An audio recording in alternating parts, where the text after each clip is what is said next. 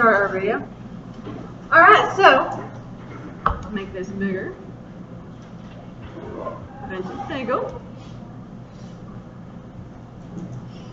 Alright, so if we got all the way to this slide, that's fantastic. That means we hit all 4 genres on Tuesday, which makes me so happy. So, there's 4 genres of history throughout the course of time, from 15,000 BC all the way until the Spanish and the English will encounter them in the 14/1500s. Someone give me the name of one of the genres. Should be really easy. There's one on the slide.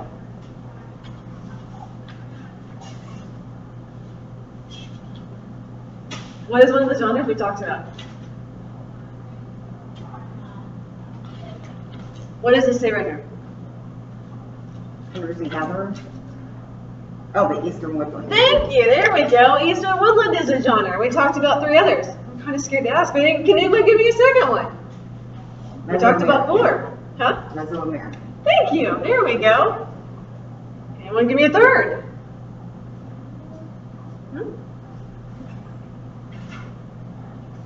Archaic Indians. Thank you. What's the first? The first genre that came over way back in 15,000 BC.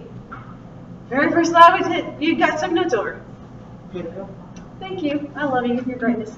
We got Paleo. We got Archaic. We got Mesoamerican. We've got Eastern Woodland. Paleo obviously being the first, right? Oh, you got every other Indian tribe in history are descendants of the first, the Paleolithic Indians. We have our Archaic tribes, where we see a little more signs of creativity. We see more signs of intelligence. You know, they're starting to grow and thrive. Curiosity, discovering new attributes, setting down roots, etc., etc. We have our Mesoamerican, which are our Mayans and our Aztecs belong to, the most famous tribes, located in the Mexican region, right? Present-day Mexico, into the heart, northern part of South America, Nicaragua, Honduras. There are 2 really, really famous Mesoamerican tribes, one of which the Spanish are going to encounter when they come over shortly, as we wrap up chapter 1. And then you have your Eastern Woodland, located all up and down the Atlantic coast, right? Every single tribe that the English encounter will belong to your Eastern Woodland, right? Including the most famous tribe, the Powhatan tribe, Pocahontas' tribe. But regardless of whether the Europeans encounter a Mesoamerican tribe, as in the Aztecs, or multitudes of Eastern Woodland tribes, actually I'm going to go straight figures this time. I'll tell you what, it's pretty interesting, because don't forget we talked about the fact that specific different types of food grow in different parts of the country. Not all food is found across the entire country, right? It depends on climate, it depends on soil, it depends on mineral, etc., etc. But regardless of whether again, we hit the Mexican region, we hit the Atlantic coast,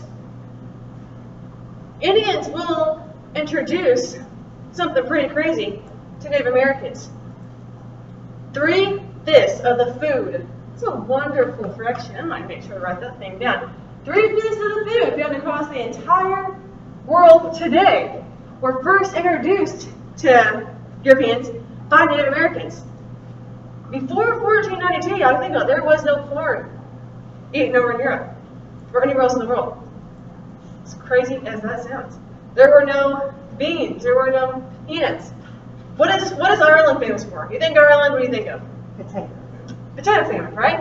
There were not potatoes in Ireland before this point. Mind blown emoji? Isn't that crazy to think about? All these different types of food groups were introduced to Europeans by Native Americans that grew naturally or organically in this country that weren't native to land over on the other side of the continent.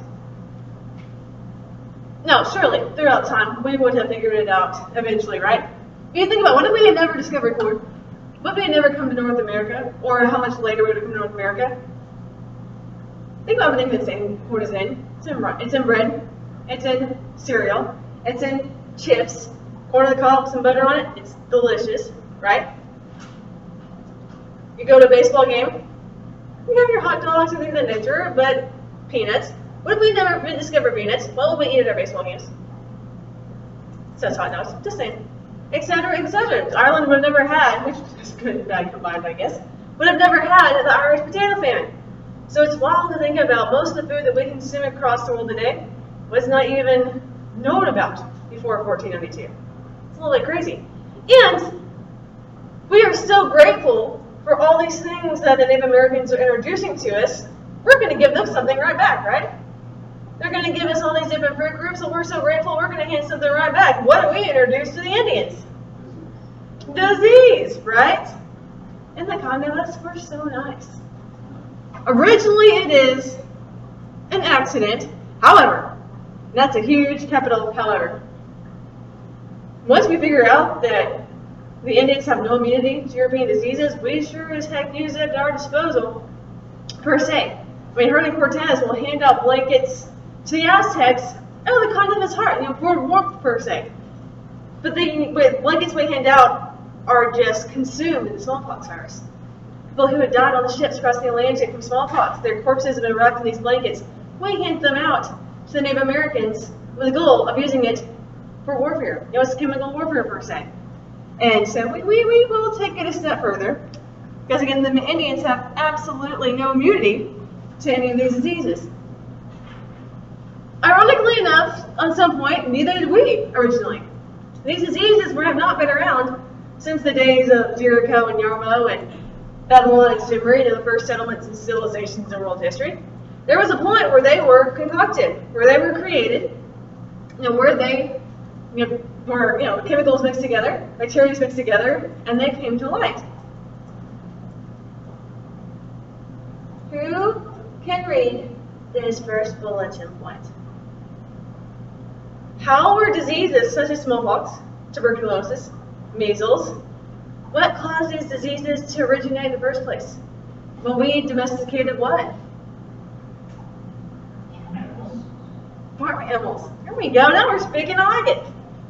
We didn't always domesticate. We didn't always have livestock and farms. We didn't always, that wasn't always a reality. But when we started domesticating, when we started having farms, when we started domesticating wildlife and animals, such as pigs, which are so clean, right? Actually, they're cleaner than most animals. But chickens, ducks, goats, cows, horses, human DNA, and the autonomy mixes up bacteria that's naturally in our bodies. When it was combined with all the natural DNA and elements and bacteria that are naturally found on animals, such as the Neanderthal chickens and ducks, and are found in horse coats and cow coats. When all of that mixed together, it created these diseases for the first time ever. And of course, when they were created for the first time ever, Europeans didn't have any immunity to them either. So, now trust me, nothing, they're awful, horrible, horrible diseases. Nothing as turbulent as something like the Black Plague. But it was that same concept, right? When they're born, nobody has an immunity to it. So these diseases will literally sweep through the continent of Europe, hit all these countries, and infect every possible host at its disposal. You'll either be healthy enough that it doesn't impact you, or you get sick with it and die, or you get sick with it and you survive, right? And if you do survive, your body will build up an immunity to it. So we might, it's kind of like the flu. When we are all exposed to the flu, some people get sick, some people do not. So we will gain, after this, this what happens to the Indians happens to us. The diseases will swap through all of us. All these countries in Europe, either take out or infect every living host possible. When there is no living host for it to infect, it does die off. But that doesn't mean the diseases do. We might carry the bacteria on our bodies over to Europe. The Indians who have no immunity to it, they will get sick. And when we realize that these diseases are basically a secret weapon at our disposal, we are going to work tooth and nail to use them to our advantage to kill off as many Indians as possible. So, which is not good. Which is not good at all. It's very, very bad, by the way. But it's just interesting to think about. It happened to us too. And how, what caused these to originate in the first place? Poor Indians. Some the same, right? But this is coming, right? This is well on the way for. By the 1490s. So that's 15th century. Centurium is always a number ahead of the actual year. 18th century is 1700s. 15th century is 1400s, so on and so forth. But by the early 15th century, we had learned to live amongst these. But it's also in the early, throughout the 1300s into the 1400s, into the heart of the next century. The Indians have no idea, but across this ocean called the Atlantic Ocean, on a continent they don't know exists, in countries they have no idea are there, or a people group who are going through a couple, several traumatic events we're fixing to talk about in chapter 2. But all of these events, these reasons mold together, are causing them to consider exploration and expansion. In the United States, by this point, you have hundreds and hundreds and hundreds of different tribes spread up and down the coast, spread all through the heart of Texas, all through to Mexico. And on the North American continent, they're growing, they're thriving, they're continuing to expand, they're continuing to grow, they're continuing to make a name for themselves, and they're just, their world, their culture, their societies could not be any healthier. Which is a darn shame, if we be real honest, because gosh only knows what their history could have been if it wasn't for us.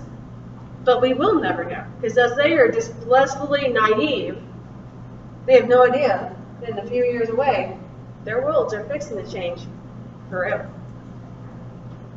Which is what leads us into chapter 2. So as soon as we're done writing on this one, we'll just move into our next chapter.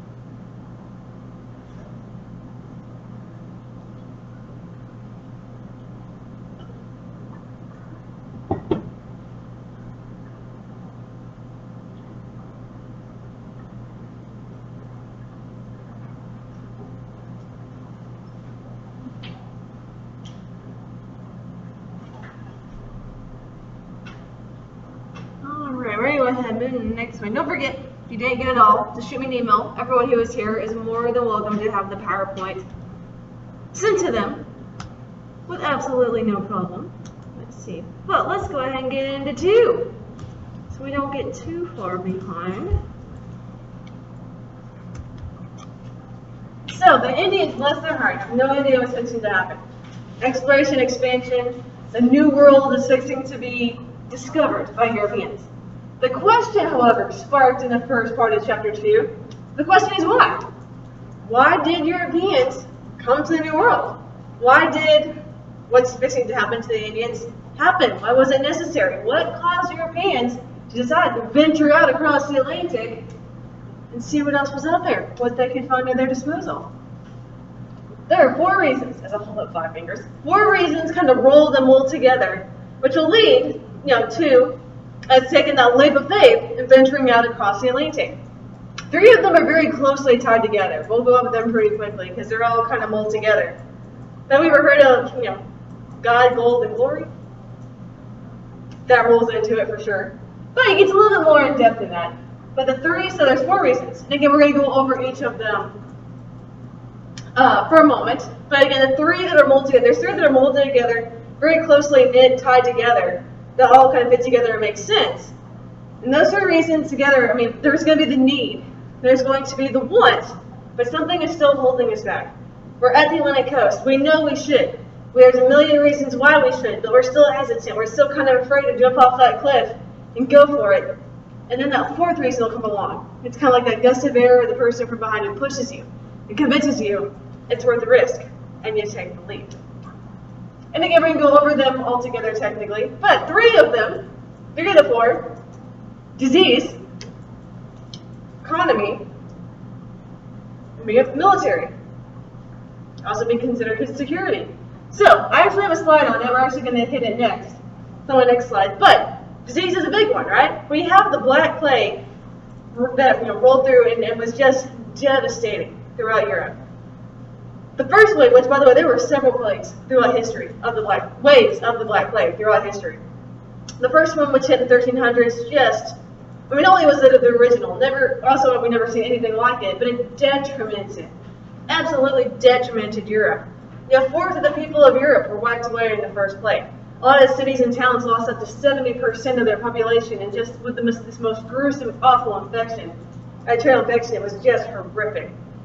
But because of that, and again, we'll talk a little bit more about that here in a minute, once it did clear up in the 1300s, it left a lot of countries, left a lot of towns and cities in these countries just devastated, detrimented.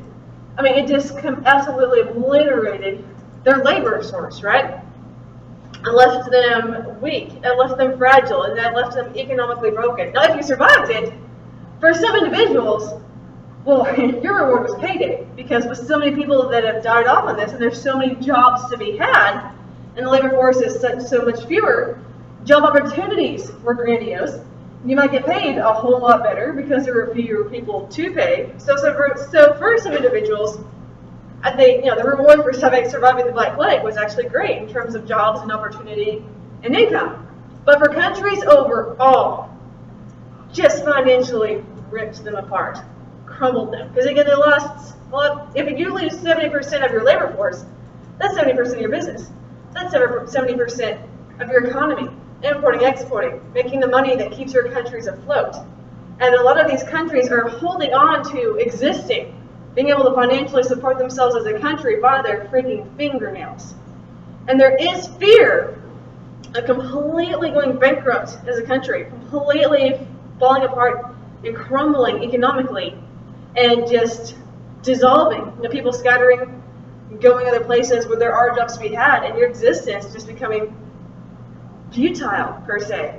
Not to mention there are other countries out there that were not impacted by the Black Plague. Countries like China, who were just kicking ass, taking names in terms of even economic prosperity in the 1300s. I mean, we talk about history repeating itself. Pretty sure they're still in that same state today, right? But so not only are you afraid that you're not going to make it as a whole, if you don't have the business to support yourself in terms of importing and exporting, specifically exporting, if you're not making as much product, if your economy is not strong and you have no product to sell, well, people are going to look elsewhere. People are going to go otherwise. Well, if you don't have the product, I'm going to go find someone who does. And if you don't have people to buy from you, no one's going to be buying your product because there's the majority of it and it's cheaper in other places. There was just the fear of, due to how broken we were and how successful other countries were at the time, we were just going to crumble in ourselves and we were going to despair. There was this panic to be able to get back on our feet and stabilize our country economically.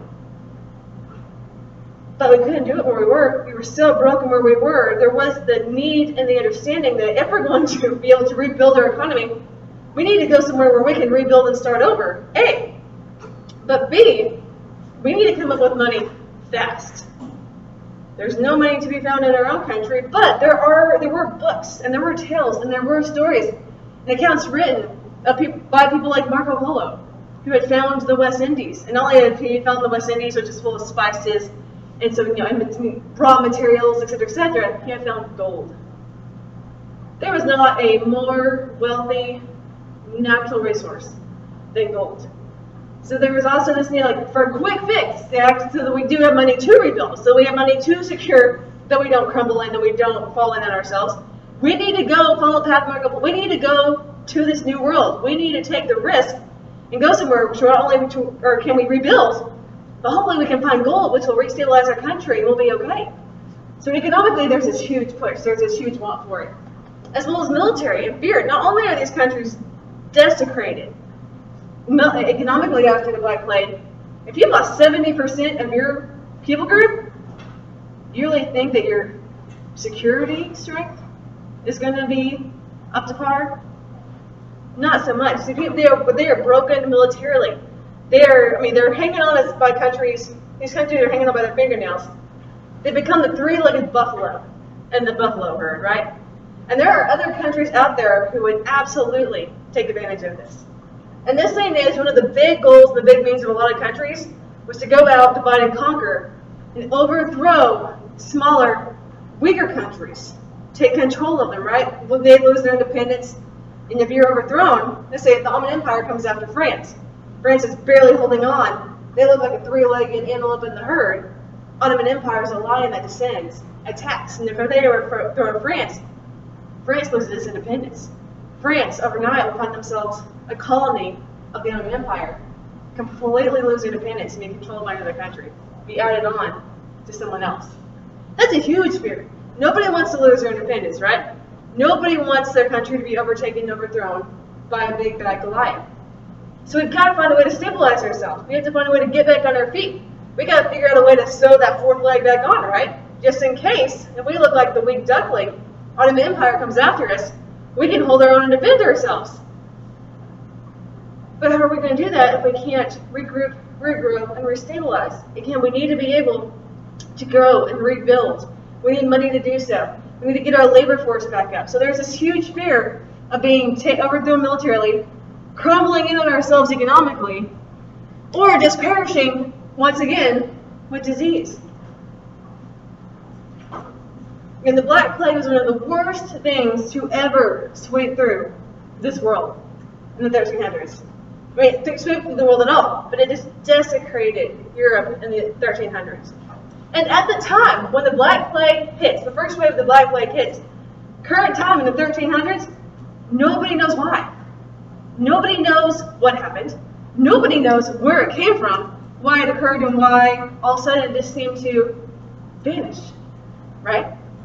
Now we know, right? Now we know what caused the Black Plague to occur. Bless their little hearts. What caused the Black Plague to occur? Very good. There were these ships that were actually coming over from Asia, ironically enough, that were infested with fleas carrying the bacteria, the germs, the virus. The fleas on these ships coming from Asia infected the rats on the ships. So when these ships docked, not only were the crew already infected, but the rats got off the ships onto the mainland of these European countries. As they got to the mainland, they infected the people. And this thing was so contagious. I mean, we would all be in this, one of us in this room would have it. There's a good chance we'd all have it by the next day. Yeah, it wouldn't show symptoms for several days, but we would be infected. Insanely contagious. Back then in the 1340s, 1350s, they didn't know that. And if you don't know why something this horrific and atrocious is occurring, there's no proof, there's no secure answer, it leaves the door wide open for theory and speculation, right? So to the religious of the time, their true belief was that this was the wrath of God. This was a present day Noah's Ark. He was angry at them for something. He had decided to wipe them all out and start over like he did with Noah and the flood, right? They believed it because, I mean, to them it appeared like all of a sudden out of nowhere, this plague hit. And then all of a sudden, this plague disappeared, like God had thrust it upon him. And when he was satisfied that he had, wiped out enough people that he wanted to punish, he took it away. Now, today we know that is not the case and not true. But at the time, the religious truly did believe that God was punishing them for something they had done, and they didn't know what they had done. But if God was so angry that he was punishing them this way, a lot of the religious went ahead and tried to take the measure on themselves. To keep God from punishing them with the plague, they would punish themselves. There were those who would beat themselves with cat whips. There were those who would torture themselves and brand themselves, hoping that that would appease God from thrusting this plague upon them too. Which, oh my dear God, can you imagine? There were those who would be willing to have themselves, tied to a cross and let others absolutely torture and execute them, hoping that would keep God from putting this wrath upon them. Now, again, that is not true. We know as fleas infect rats and infect people, and just like the smallpox and influenza and typhus and dysentery, the plague is going to sweep through the entire continent, infect every freaking living host it possibly can. And once it's literally touched every single human being, and there's no viable person left for it to infect, well, it'll die off. They didn't know that. The religious believed what they believed, and if you didn't believe that, you still didn't know why it occurred in the first place. So once it vanished, once it just seemed to disappear, if you don't know why it happened the first time, how are you going to know if it's going to come back a second time? Who's to say if it's going to happen to you again? And if you were lucky enough to survive this the first time, do you really want to be around if a second wave comes through? Be around for a second time? Hell to the no. People are like, we need to get the freaking out of here, right? But where are you going to go? Economically, we know all this, there's gold to be had in this other part of the world, and we can grow and we can rebuild. We can re-strengthen our country. We can go somewhere and start over. We can strengthen ourselves militarily. People would have somewhere to go, just in case they were attacked. They would have somewhere to go to ensure they weren't going to stick around for a second wave of the plague. They want to get sick again. So between economy and military and disease, I mean, all these three wrapped together, they're at the Atlantic Ocean going, I know we need to. We know we need to. We know we need to. But again, if they're hanging on to existence by their fingernails, do they really have money to risk on an expedition with no reward, secure reward inside? It could either work or it couldn't. They can invest in an expedition and still come out empty-handed. They're hesitant. They're scared. That's a huge risk they're not willing to take. They know the need. They're desperate to do it. They're just not quite sure the risk is worth it. Because, I mean, it's a 50-50 shot whether it works or not. So we're contemplating it. We're desperate to do it. We're trying to make the decision. And then the fourth thing will occur. They'll make us say, you know what? Time to try, right? Time to go. And that is religion. So economy, military, disease, and religion. Four elements wrapped together. The cause for the decision for exploration and expansion. Now, this, if you, in Western Civ, which I teach, by the way, this thing, we spent an entire week on this subject. It is one of the most important, elements in Western history during this century. I mean, this was a very massive, important timepiece of history. But considering this is an American history class, we're going to glaze over it pretty quickly. But I guarantee we've probably heard of it some way, somehow, right? Up until the 1300s, up until the 1300s, early 1300s, there was one established, accepted, practiced religion in Europe. There were other religions, yes, in other parts of the world. But in terms of Europe, there was only one established religion. You were either blank or you were not religious. What was the established religion worshipped everywhere throughout Europe?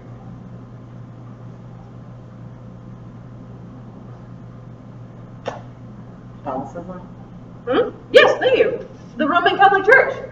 The Catholic faith. You were either Catholic or you weren't religious. And it was, people were fine with that. People who were religious were very hardcore, dedicated Catholics. They had no problem with it, and it was an important part of their livelihoods. And Catholic faith has been around for hundreds and hundreds of years at this point, and things have gone just fine. Things have gone pretty smoothly. The faith was what it was until the early 1300s. So if you were Catholic, or if you know anything about the Catholic faith, I think this is a pretty standard question. If you're Catholic, who is the number one human being in the world that you put your religious faith in? Who's the one person you listen to above all? The Pope. Exactly. Very good. You listen to your Pope. In the early 1300s, the Pope, and a lot of these monarchs throughout Europe, the Pope and a lot of monarchs had a very close-knit tie. Personal tie, ethnic ties, governmental ties is a better way to put it. So a much more tight-knit relationship than you would probably assume. And unfortunately, in the early 1300s, there were a few monarchs of specific countries who were pretty corrupt. It's that kind of equivalent of the rich always want to get richer, the greedy are always greedier, enough is never enough, etc., etc. And they saw a chance to make themselves even more money. They saw them dollar signs in front of their eyes, a way to get their hand on more money without them having to do a darn thing. To get rich pretty easily by robbing the people of their country. They come up with a plan, and unfortunately, and the Pope of the time, he has a very odd name, I can never remember how to pronounce it, but the Pope of the time was, who had this close personal relationship and governmental ties with the monarchs, has pulled this plan. He's told he's going to profit greatly as well. A long story short, they come up with a corrupt lie. They come up with a pretty devious, pretty awful thing they're going to do to the people of their countries. Now, don't forget, in this day and age, a lot of people are illiterate. A lot of people, just the regular Joes of the world, still can't read. So to know what God, so to have the Bible read to them, they would go to church. or to hear God's word, or what God wants from them, they would rely on their religious figures. Your monks, your pope, your priests, your religious authority figures, to tell them, what they, how they were supposed to be, what God wanted from them, how they should, live their lives well. So, and if the Pope is the person you trust undoubtedly most in this world, and he's going to tell you something, and he's never steered you wrong, you're going to believe it. If you have that much faith and trust in him, you're going to believe it. It's like when you're a kid. If your parents tell you something, you're going to believe it. It's like, don't touch that stove, it's hot. Well, we'll probably touch it anyway, but you get the point. They'll tell you something, you're going to believe it. So, long story short, the Pope is going to, they come up with this plan. The Pope is going to go before the masses and say, God has come to me and he has given me a new message to deliver to his people. He has told me to close my Bible. The Bible is antiquated. The Bible is outdated. The Bible is not current to the way our world has changed and our world is growing in the direction that it's thriving and what we're becoming. God himself, he says, close. He says, if you have a Bible, close it. That is antiquated. That is not what God wants or expects from you anymore. If you want to continue to be, if you want to continue to do well in the eyes of God, if you want to continue to follow in God's footsteps and follow the plan he has for your life, listen to this new message that he's told me. He has come to me, he has delivered me a message to deliver to all of you. And starts twisting the Catholic faith to be this melting pot of crap. Lies after lie after lie of how the religion and the faith and the Bible has changed to become more current. People are going, this seems a little odd, but again, they're going to believe him. If he's the one person, they'll believe no matter what. And so there's all these elements where they twist and they change parts of the faith. But the biggest one, the one that caused the most uproar and panic, came with the element of salvation. Guys, salvation is free. It is a free gift, right? If you're religious, you accept God into your heart, you ask forgiveness for your sins. That's all he asks of you. Salvation's a free gift for going to heaven. That's the way it's always been. Not anymore, though. Not anymore. According to the Pope now, God has told him things have changed. Times have changed. And if you want to get into heaven now, in the 1300s, you will only get into heaven if you have been a good person.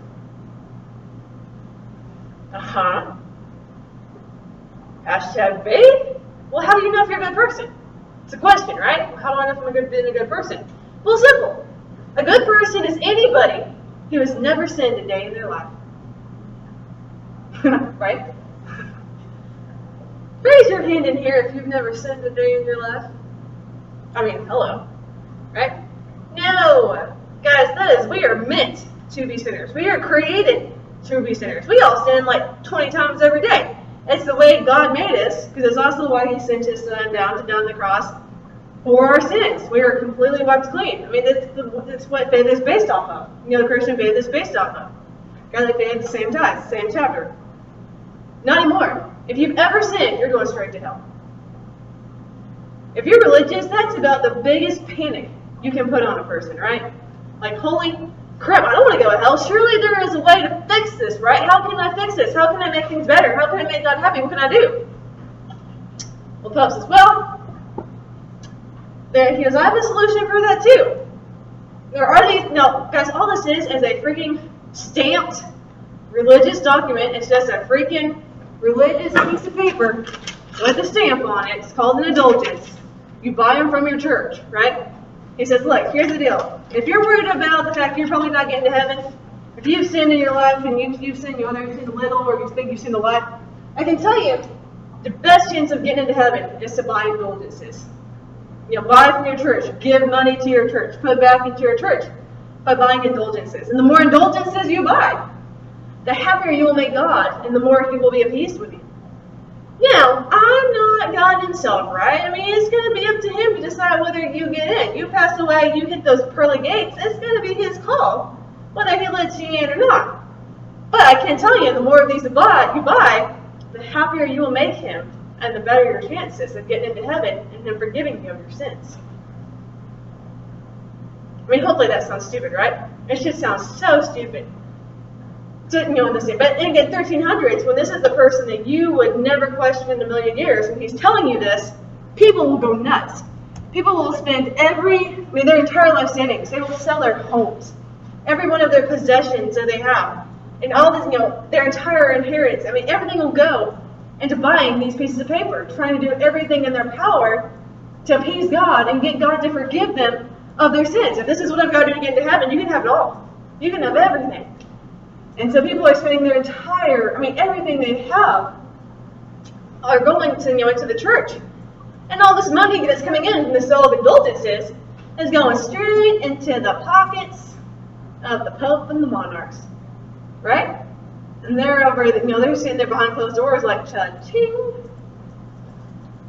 Where the people are absolutely being allowed to ruin their own livelihoods for this stupid plan. And this goes on for years, y'all. This goes on a long time, years. Until finally, someone be the first to say, God can't want his people to suffer this greatly. God, this can't make God happy to see what's happening to us. This can't be right. There's something wrong here. And that man's name just might be, we've all heard of him, Martin Luther, who was German. He was a German monk. But before he became a monk, he was actually studying to be a lawyer. His father wanted him to be a lawyer. He thought he wanted to be a lawyer. Long story short, it's kind of a funny, interesting story. There's this huge one. Anyway, it's kind of silly. It may sound a little bit silly at the time, but it was not silly to him because it changed the course of his life. There was this huge thunderstorm that occurred, one night, and not far from where he was, a lightning bolt shot down and struck a tree, not far from where he was standing. Like he basically barely survived getting struck by lightning. In this day and age, don't forget, thunderstorms and lightning are still seen as a religious experience.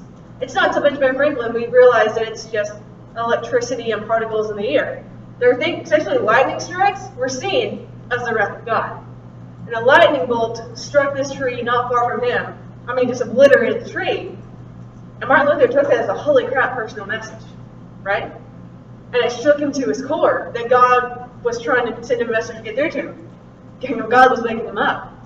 And long story short, surviving this lightning strike, changed the course of his life. It'll wake him up spiritually, it'll wake him up, mentally, and he will end up being inspired to devote himself to religion, to devote himself. God spared him. God must have a better plan for his life. What does God want from me? He will drop out of law school. He will join the monastery.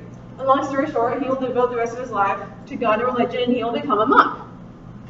So he's a monk, and in the first years of these lives, this whole indulgence crap, right? He believes it. He buys into it. But after a while, he was going to be a lawyer. He was incredibly smart, and he had that black and white factual part of his brain that it takes to be a lawyer, right? And eventually, emotion kind of dies off, and the logic kicks in, and he's going, this can't be right. This can't be what God wants from us. There's something really wrong with this here. God can't want us to suffer this greatly. And he's going to do, he can read, obviously, he's studying to be a lawyer. He is literate, so he's going to do exactly what the Pope told him not to. He's going to reopen that Bible. And he's going to study it, and he's going to reread it cover to cover, and he's going to spend a lot of time in prayer and ask God for guidance, and he's going to feel God pulling him in the direction, and he's going to come to the conclusion, it's not the Word of God that's changed. It's not God himself that's changed. It's not religion that's changed. Everything was the exact same that it always been. People had changed. And they were being lied to. He is so confident in this that he goes out and he starts to speak out against what's happening. He is speaking out against the Pope. He is speaking out against the monarchs of these countries. He's speaking out against his own monarch. Which, right off the bat, was illegal, by the way. That is something you did not do. But, especially speaking out against the Pope, the religious guru of the world. You can't do that and just have people not care. Not to mention, this is as people are starting to listen to this. Because he's not the only one thinking it. I ask you guys what 2 and 2 equals. I ask you guys what the label at the top of that says, and there's silence. You all know it. It takes someone to vocalize it, and everyone's like, well, I knew that. Well, I was thinking that, etc., right? Ask you what 2 plus 2 is. Someone will eventually answer 4. But you all know it, right? Thank you. You all know it. So once someone vocalizes it, everyone else will usually fall instead, right? So there's others who have that same belief process. They're just not going to be the first to speak up. Hell no, not them. Well, they'll let someone else do it. But when he does, they fall in line, right? They're listening because they've already thought that too. And if someone else is thinking it first, well, it's okay for them to think it too. And they start to cause a problem. They're a wrench in this king, right? So Pope Lily will come to him and tell him personally, shut up. Look, how dare you speak out against me? How dare you speak out against your monarch? What you're doing is treason. Look, you will either shut up, or we're going to strip your monastery title away from you, and we're going to take everything that matters to you away from you. Quit talking. Martin Luther is smart, people. Which, by the way, he goes back to talking. He's going to stop for the moment. But he actually ends up defending himself in front of the German Supreme Court in this huge, massive trial, and gives one of the most eloquent speeches in all of German history. I mean, it's just phenomenal. He's not afraid to defend himself and what he believes. But for the moment, he goes, okay, that's fine, I'll quit talking. He did tell me I couldn't write it down. So everything that he's thinking, everything he's been squawking, everything that he believes, he's going to put pen to paper. And it's what he creates, his 95 Theses. Now, obviously, we're just hitting the biggest element, which is salvation, right? Justification through faith alone. But there are 95 individual, separate bulletin points in this thing of how the Catholic Church has been corrupted. So 95 individual bulletin points he's going to lay out in his 95 Theses, and then he's going to go take that 95 Theses, 95 things wrong with the Catholic Church, and he's going to go nail it on to the door of the Roman Catholic Church. Oh, no, he didn't, right? L's to the no. It's kind of funny because it's actually not the fact he nailed it onto the door of the church. The door of the church was like this big religious bulletin board. There was all sorts of crap posted all over it. It was the content of it. But again, there were thousands and thousands of people who deep down internally have been feeling and thinking and believing the same thing.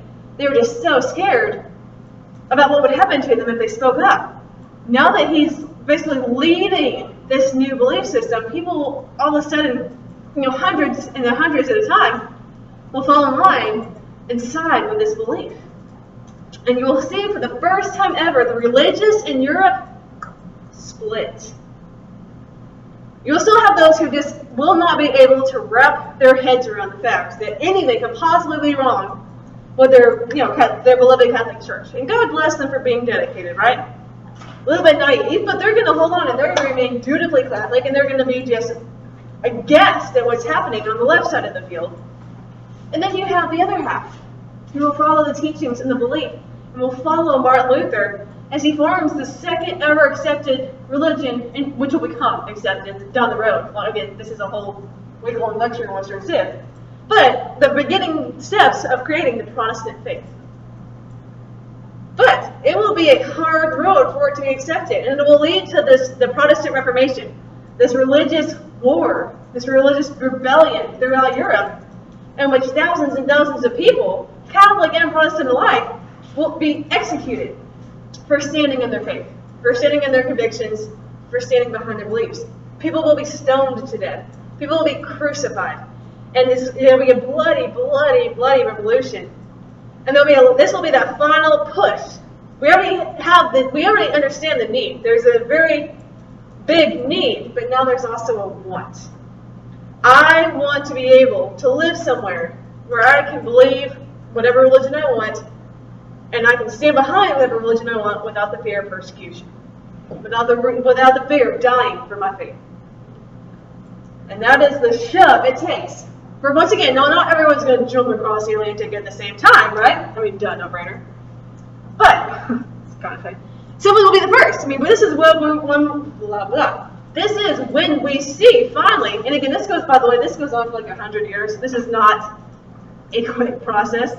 But long story short, over time, this is why someone will finally be the first to venture out across the Atlantic, right? In fact, the first person will venture off across the Atlantic in what year? 1492, Columbus sailed the ocean blue. Very good. Christopher Columbus will be the first to kick off this new era of exploration and expansion.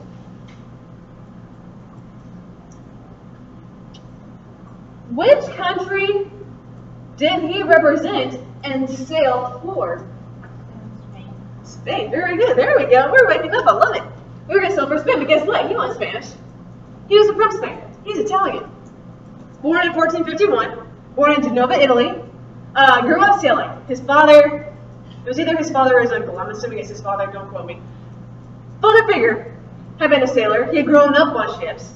By the time he was 14 or so, started sailing on his own as a sailor, but grew up on the sea. From the time he was a small child, 14 years old, becomes a sailor in his own right. And, bless you, spent his whole life at sea. In fact, he had a lot of colorful stories, by the way, about his ventures and time at sea. It's kind of funny. Some of the things you can see are completely true. This story it seems a little, maybe a little far-fetched, but you never know. But he loved to tell this tale, and his favorite tales he would tell is when he was, his ship was at sea and was attacked by pirates. Because pirates have been around for the test of time. Not Johnny Depp pirates, but there's always been, versions of death at sea. And his ship was attacked by pirates who were looking to rob the ship and kill the crew. So, he tells this tale of how his ship was trying to escape from the pirates, but the pirates were finally able to climb aboard the ship. And they were engaging in battle with the crew, and this crew was getting killed off. So to save himself from being executed by pirate attack, he jumps overboard into the ocean, to survive. Okay, small problem. Now he's in the middle of the ocean, right? As luck would have it, though, a large piece of driftwood happened to be floating by the ship, and he was able to grab onto it, use it as basically a boogie board, and eventually make his way back to land and survive this pirate attack. Maybe it happened. I'm surprised a dolphin just didn't swim by. He was right onto the, dorsal fin, and the dolphin didn't fly him back to shore. But whether tall tales or not, he was highly experienced, and he was a huge fan of Marco Polo. Because again, we have had people not on this scale, not representing an entire country with all of these goals in mind as to why we're venturing out. But we do know there are. Before this, we have known there were other places out there in the world. And there was curiosity of where they were, what they were, and what there was to offer. So Marco Polo had ventured out to the Atlantic and obviously found the West Indies. He marked his voyage in this book. You can get there too if you follow this path. And then, of course, when he hit the northern tip of the West Indies, first few islands, he talks about, he discovered places. And there was, resources to be had. And there was gold for those to follow him for the taking. So that is his goal. We need gold anyway. We're desperate for gold. We know gold will stabilize our economy. We'll gain land for people to go for all these varieties of reasons, right? Why aren't we doing this? Why aren't we doing this already? We don't have freaking money, right? Because he will first go to the king and queen of Italy, lay out his ventures for an expedition to the West Indies, with promises with what he hopes to find. But they don't have the money. We're talking about when we got to pay taxes next month. We don't have a spare dime to give you a ship and pay for an expedition. So no, he is turned down. He goes to the king and queen of France. He is turned down. He goes to England. He is turned down. Which later on, all of them are going, idiots. Almost as a last resort, he goes to king and queen of Spain. And originally, King Ferdinand wants to say no. And again, it has nothing to do with thinking this is a bad idea or it's stupid or not want. It has to do with money. Ferdinand says no. But Isabella's family themselves, individually, her family was well off. And Isabella tells her husband, you know what? My family will pay for it. I will pay for it because I'm willing to put up money and take the chance. And Isabella will change her husband's mind. Now, he is a king. It is his decision. But Isabella's like, I got you, babe. I got it. Just go ahead and give me okay. So, long story short, Spain, they will say, okay. So they finance this expedition. He takes several dozen men with him, and he is obviously given 3 boats, right? 3 boats to sail across the Atlantic on. Let's go back to first grade. What were the names of Christopher Columbus's 3 ships?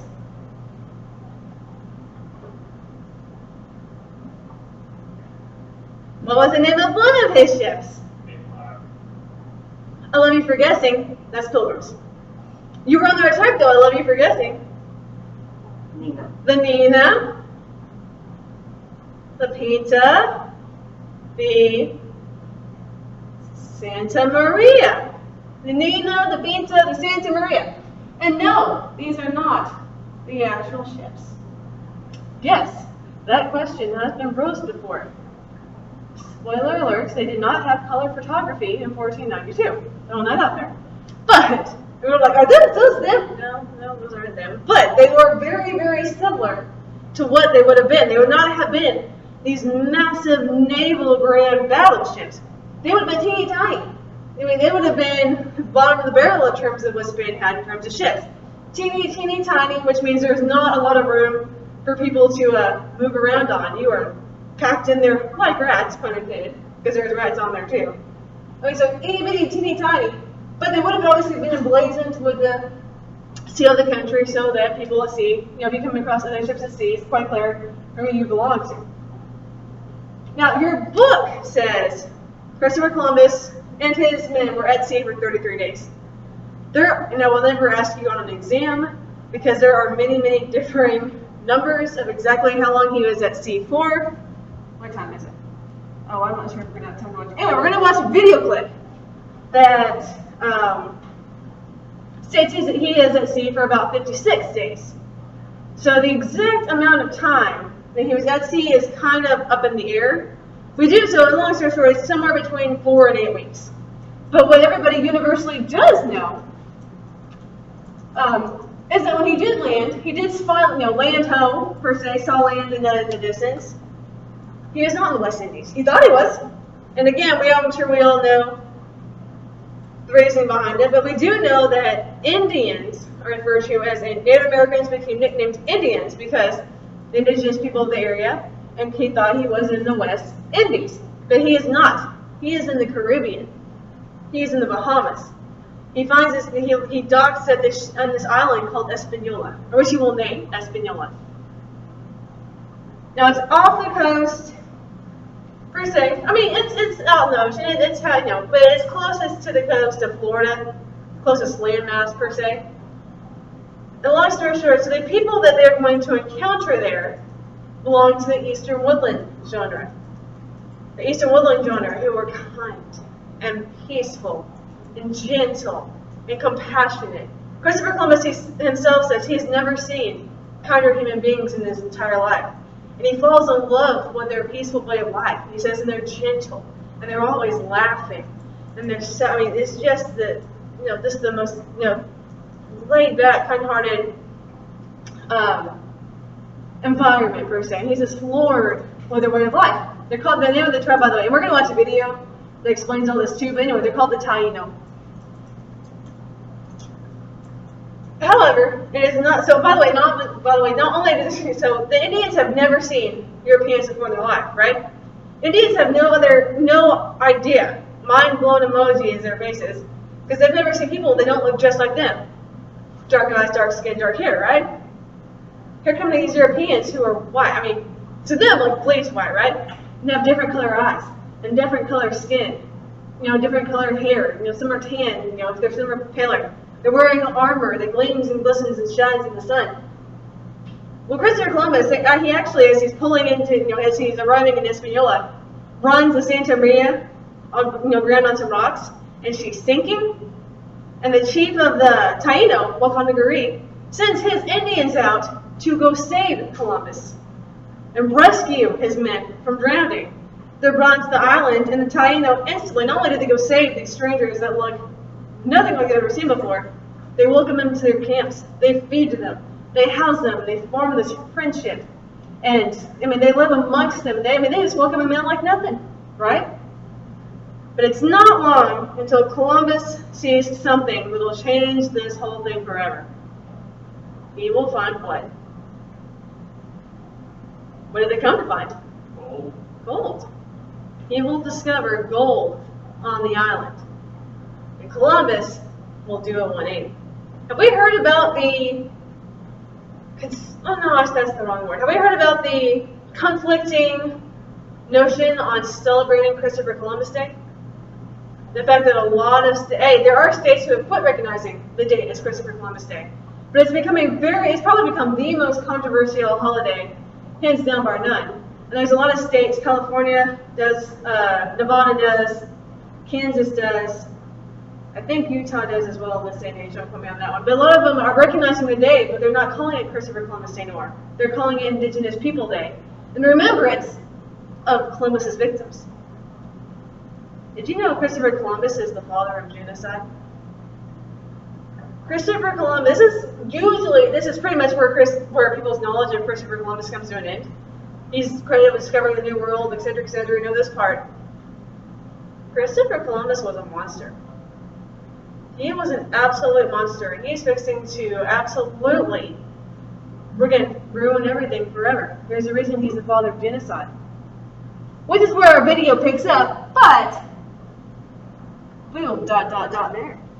We will put the bookmark in our PowerPoint slide, and when I see you guys Tuesday, we will pick up with our Christopher Columbus video, finish up chapter 2, and start chapter 3.